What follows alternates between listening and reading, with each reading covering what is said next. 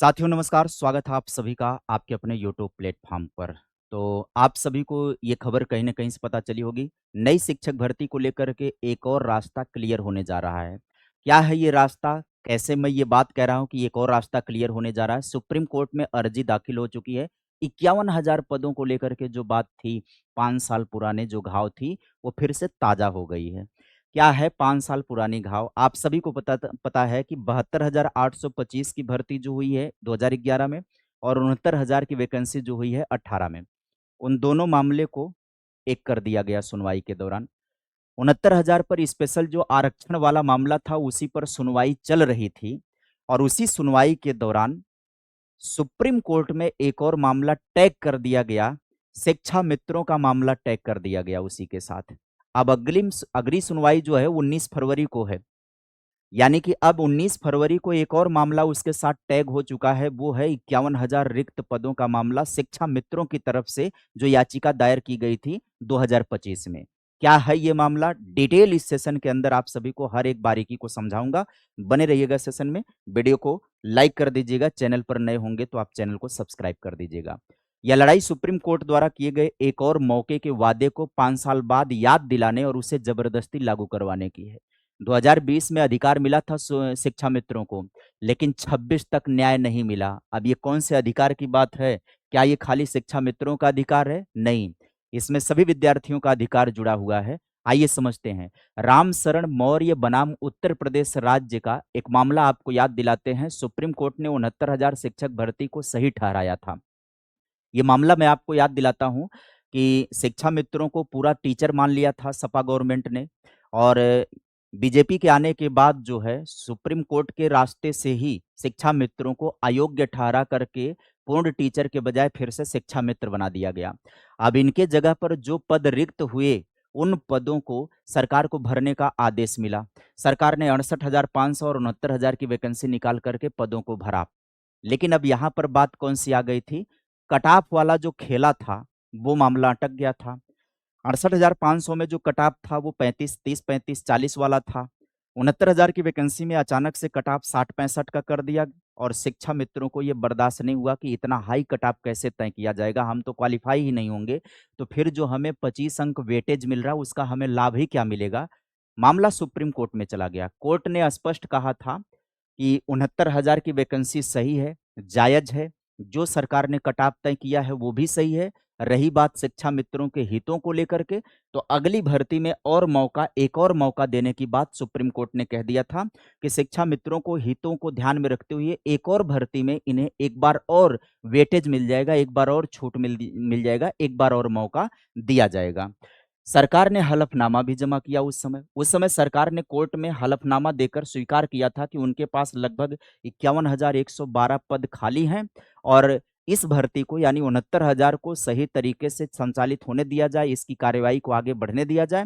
रही बात शिक्षा मित्रों को एक और मौका देंगे, एक वैकेंसी और निकालेंगे, उसमें भी हम इन लोगों को अवसर दे देंगे, वेटेज दे देंगे।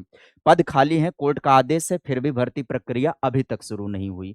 ये खाली कोर्ट में हलफनामा दिया गया लेकिन भर्ती अभी तक आई नहीं, नए पद आए नहीं। अब मामला कहाँ पर ट्विस्ट में आ गया इसको ध्यान से समझिए। 2020 में आदेश आया था, 2021 से 25 पूरा सन्नाटा रहा, कभी भी सरकार ने विज्ञापन देने की बात नहीं की। 2026 अभी भी कोई भर्ती का कोई भी गुंजाइश या सरकार की तरफ से कोई भी आदेश या कोई भी ढाँढस नहीं दिया गया, ना नए अभ्यर्थियों को दिया गया, ना शिक्षक मित्रों को। लेकिन अगली भर्ती कभी आई ही नहीं। सुप्रीम कोर्ट के आदेश का वह हिस्सा जो शिक्षा मित्रों के पक्ष में था, उसका पालन आज तक नहीं हुआ। अब ऐसे में ट्विस्ट इस बात का आ गया कि एक नई अर्जी है, जो मतलब आदेश का पालन ना होना के खिलाफ दायर कर दी गई है। याचिकाकर्ता शालिनी और अन्य बनाम उत्तर प्रदेश में। यह याचिका 2025 में दायर की गई थी। 2025 में जब ये याचिका दायर की गई थी, तब माहौल बना था कि अब नई भर्ती को लेकर के सुप्रीम कोर्ट के रास्ते खुल गए, सुप्रीम कोर्ट के ज़रिए नई भर्ती आएगी। लेकिन मामला पूरी तरह से सन्नाटा में था, तभी कोई माहौल नहीं बना था, कोई सुनवाई नहीं हुई। लेकिन अब 2020 में जो आदेश आया था, सरकार ने उसका पालन नहीं किया, तो अब 69,000 की सुनवाई चल रही थी। उसी दौरान शिक्षा मित्रों के वकील ने इस मामले को टैग करवा दिया 69,000 के दौरान कि साहब 69,000 के दौरान सुप्रीम कोर्ट से ही एक और निर्णय गया था कि शिक्षा मित्रों को एक और मौका दिया जाएगा और सरकार का हलफनामा भी आपके पास जमा है 51,000 भर्ती को लेकर के आज तक सरकार ने वो भर्ती नहीं करी है। अब उसी में ये मामला टैग हो चुका है। निश्चित तौर पर आप ये देख सकते हैं, ये हालाँकि 2025 में ही ये याचिका दायर हुई थी, लेकिन इस पर कोई भी अमल नहीं हो रही थी, कोई पहल नहीं हो रही थी। अब असली ट्विस्ट आ गया है। 2020 के रामशरण मौर्य केस के फैसले को लागू करने की माँग करने के लिए यह याचिका 25 में दायर की गई थी, लेकिन ये ठंडे बस्ते में ही रही है कुल मिला करके। नया ट्विस्ट इसका आज आ गया, क्योंकि आज ये मामला टैग हो गया 69,000 की भर्ती प्रक्रिया के जो आरक्षण वाला विवाद है, उसी सुनवाई की प्रक्रिया से यह स्पष्ट हो चुका है पूरी तरह से कि अगली सुनवाई में इस पर भी चर्चा होगी। सुप्रीम कोर्ट ने 18/11/2020 को हाई कोर्ट के फैसले की पुष्टि करी थी। कोर्ट ने निर्देश दिया था क्या कि राज्य की तरफ से किसी भी पूर्वाग्रह की भावना को खत्म करना उसका उद्देश्य था जब उसने निर्देश दिया था। सुप्रीम कोर्ट फरवरी 2026 में 69,000 शिक्षक भर्ती और 68,000 आरक्षित वर्ग की सूची से जुड़े पुराने विवादों को फिर से सुन रहा है। अब अवसर क्या हो गया, जब कोर्ट पुराने मामलों की फाइल खोलेगा तो यह नॉन कंप्लेंस की अर्जी सबसे महत्वपूर्ण सबूत हो जाएगी, क्योंकि ये जब पुरानी फाइल खुलेगी तुरंत ये मामला टैग है, तुरंत ये मामला ओपन हो जाएगा। अब ध्यान से समझिए, अगली रणनीति क्या होगी? पेंडिंग अर्जी को मुख्य सुनवाई के साथ जोड़ना, कोर्ट पर यह दबाव बनाना कि पुराने विवाद निपटाने के साथ साथ 51,000 नई रिक्तियों का आदेश भी अभी पारित हो। ये शिक्षा मित्रों की योजना है। सिर्फ सुनवाई नहीं बल्कि भर्ती का लिखित आदेश भी चाहिए। इस बार खाली सुनवाई की मांग नहीं की जा रही है, बल्कि लिखित आदेश चाहिए कि हाँ, भर्ती की प्रक्रिया होगी। 5 साल का इंतजार बहुत लंबा इंतजार रहा है। यह केवल एक कानूनी प्रक्रिया नहीं रही है, बल्कि एक तरीके से आप देखा जाए तो ये एक मौके की हासिल करने की लड़ाई रही है, जो सुप्रीम कोर्ट ने हमें 2020 में दिया था।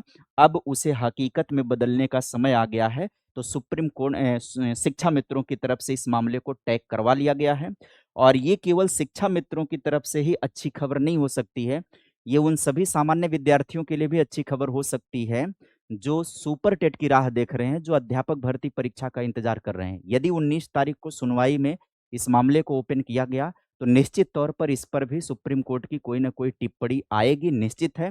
अब सरकार पूरी तरह से घिर चुकी है, बंध चुकी है। एक तो 69,000 और 68,000 के मामले से निपटना है, दूसरे अब इस मामले की अपनी खुद की एफिडेविट, अपने खुद के वादे से निपटना है। सभी प्रकार के विवाद खत्म करने का एकमात्र और एकमात्र उपाय हो सकता है, वो है नई भर्ती हो सकता है। नई भर्ती के सिवाय सरकार के पास और कोई चारा नहीं है और कोई रास्ता नहीं है। नई भर्ती के सिवाय सरकार कुछ नहीं कर सकती है, क्योंकि ये जो मामला था, ये पहले शांत था, ठंडे बस्ते में था। ये अब नया रंग पकड़ लिया, नया रूल पकड़ लिया, नया रूप पकड़ लिया। अब ये 69,000 के साथ जब टैग हो गया, तो एक तो आरक्षण के घपले को लेकर के सुनवाई चल ही रही है। 6800 की लिस्ट की सुनवाई चल रही है। दूसरी तरफ 72,825 का भी मामला उसी के साथ टैग है, उस पर भी सुनवाई चल रही है, उसका भी विवाद है। तीसरा ये वाला भी ये लोग चालाकी से टैग करवाए, ये बहुत सही समय पर अच्छा काम किए हैं। अब आने वाले समय में 19 तारीख को देखा जाए कि 19 तारीख को तकरीबन 4 बजे या पौने 4 बजे के करीब ये सुनवाई लिस्टेड हुई है। अब 19 तारीख को क्या कुछ सुनवाई में होता है, क्या और कोई डेट लगती है या सुप्रीम कोर्ट अब इस पर कोई निर्णय सुनाता है, कोई टिप्पणी देता है, निश्चित है कि सरकार को बाध्य होना पड़ेगा। अब नया विज्ञापन ही एकमात्र रास्ता है, अन्यथा चुनाव के टाइम पर दुर्गति होने से कोई रोक नहीं सकता है। खास करके जो रोजगार की तलाश में है, रोजगार के इंतजार में है, ऐसे युवा निश्चित तौर पर भड़के हुए पड़े हुए हैं। आपको क्या लगता है कि क्या ये 51,000 का मामला सुना जाएगा? क्या इस पर सरकार कोई मुहिम लेकर के आएगी? क्या नए विज्ञापन की दिशा में सरकार कदम उठा सकती है? आप अपनी विचारधारा को कमेंट बॉक्स में लिख कर के ज़रूर बताइएगा। मैं केवल एक मैसेज देता हूँ, मैं केवल एक सूचना देता हूँ जो सोशल मीडिया पर आपको क्लियर नहीं हो पाती है, उसको लेकर के मैं आपके सामने बाकायदे आता हूँ और वो जानकारी मैं आपको साझा करता हूँ। यदि जानकारी आपको अच्छी लगती होगी तो वीडियो को आप लाइक किया करिए, चैनल पर जुड़ते हैं तो चैनल को सब्सक्राइब कर दिया करें। आज के सेशन में इतना ही। Bye bye, take care, thank you.